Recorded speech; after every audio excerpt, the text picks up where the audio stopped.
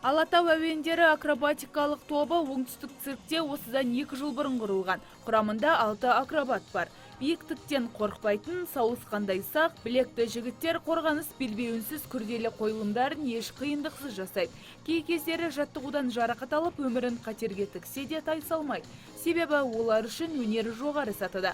Тіпті аз уақыттың ішінде қожының 40-қа жуық қойылыммен толықтырып, көрермендерін қуантып үлгерді. Бүгінгі күні де жаңа нөмірлерді даярлау үстінде.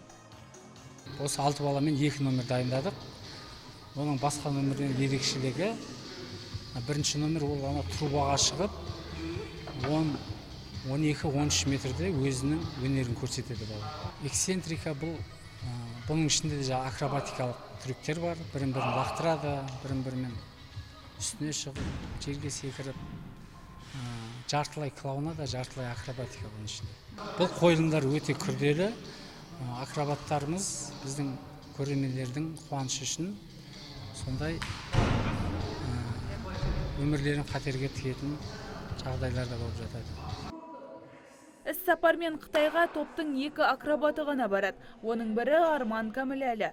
Өнерге 1 жыл бұрын қадам басқан ол біршама жетістіктерге жетіп те үлгерді. Толқынысы бойын билеген жас артистің қуанышында шек жоқ. Бұл менің алғашқы іс-сапарым. Бұл өнерімді ойға бару үшін өте толықтырмын. Құдай қаласа аянбай көрсетуге тырысам.